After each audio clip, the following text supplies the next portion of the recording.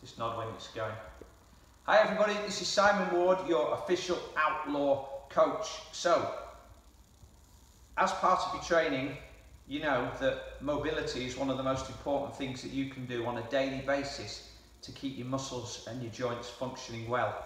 You should be doing about 15 minutes for every hour of training you do.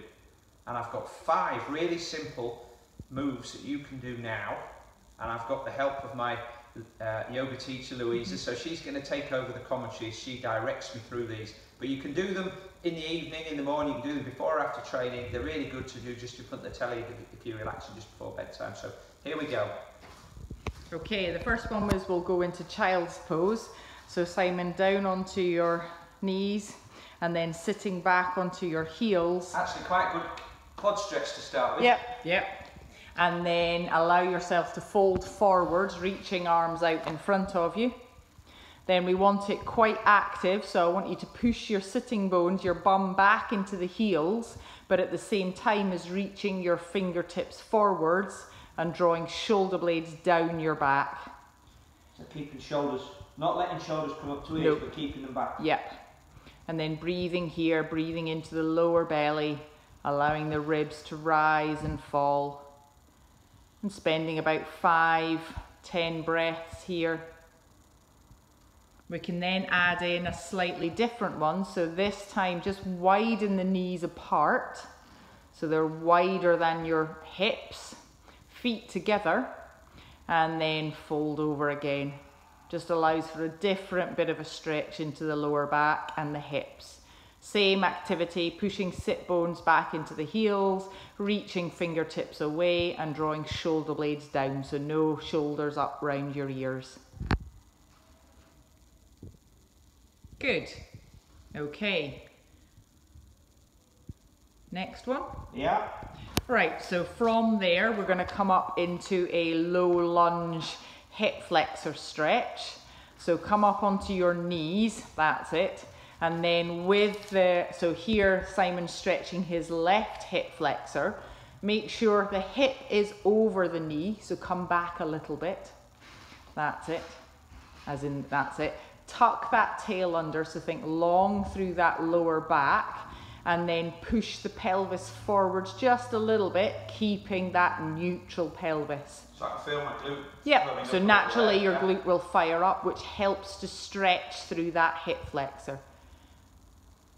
Think about pushing that left hip forwards, right leg back, and then float your left arm up and really reach up and back slightly to the right. So it really adds in through the stretch. Good. Keeping pelvis. So take that pelvis back a little bit there, Simon. That's it. It's really important to keep the pelvis in a good position so you're stretching into the front of those deep fibers of the hip flexor and down into the quad. Yeah, feel it right down the front of my quad there. Yeah. And then from there, a bit of a balance one. So take that left hand down, look over your left shoulder, take hold of your left foot. Ooh. That's it. I like that one. You can do that, or you can take for a quad stretch, or you can use a belt around that left ankle. So I'm just gonna bring this foot off the floor then. Yep. That's it. And again, check that pelvis. So pelvis in neutral. So come back over towards that hip. That's it. Good. And then kicking left hand in. And as you can see, it also helps with your balance. Good.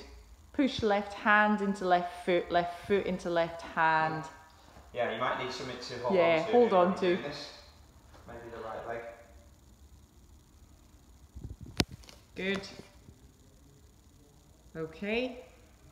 And then from there, bear in mind on this next one we're going into pigeon, so as long as there's no knee injuries, pigeon's a good stretch for the deep hips.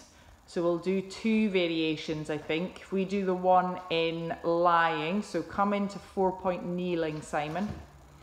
Then extend your left leg back and then take your right foot to the inside. That's it. And then sit back onto that knee. That's it. We'll slow a slight variation, so come up a little bit there, Simon, and just bend that left leg. That's it. No, keep it there. That's it, just like that. So it's not quite so extreme. You're still getting a good stretch into those glutes. Yeah, right one, definitely. Yep. But any pain in that in the front knee, yeah, just come out of it. Okay. Okay. I'm okay here. Good. And then come back into 4-point kneeling. We're then going to go to thread the needle. So take knees together. Then really pushing down through that left hand. Inhale here and then exhale, rotate right arm up towards the ceiling and then feed it through to the left and allow head and shoulder to drop down to the ground. Keep pressure up of that right hand into the ground so you're not dumping into that head and neck. And just spending a moment here, checking that you're still breathing into the lower tummy. And then if you want, you can take that left hand up onto the top of your sacrum and really winding that left shoulder up towards the ceiling. That's it. Keeping the pressure of that right hand down into the ground. Good. And again, spending 5-10 breaths in each of these poses. And then coming out of that, so take the left hand down, inhale here, and on the exhale, rotate that right arm up, back up towards the ceiling, and back into the 4-point kneeling. Then from there, we're going to go into downward dog, so extend hands, shoulders stay in line with the shoulders, shoulders stay in line with the hands, extend your feet back into plank. That just ensures you're at a correct downward dog. Bend the knees slightly, press through the hands, pushing the floor away. Keep broad across the shoulders into a nice downward dog. Good opportunity to stretch the calves here as well. Yes, it is. Yeah, you can pedal out the calves there. You're getting a stretch through the shoulders, stretch through the upper back. And it just feels nice. You're still quite active, so you're pushing the floor away with the finger pads and the palm of your hand. Shoulders are away from ears. Nice and broad. And then inhale here, exhale, slowly lower knees to the ground. And you can always take another child's pose to finish off. This time turn toes under actually, Simon. So you're getting a bit of a toe stretch as well. Good. Okay? Yeah. Yep, great. So all in all, probably about a minute on, and then you do the same on the other side. Perfect. There you go, everybody. Do a little bit of that every day, and I can guarantee that's going to keep your body in a good shape, ready to get to the start line in whichever outlaw you're doing this year. Have fun training. Bye.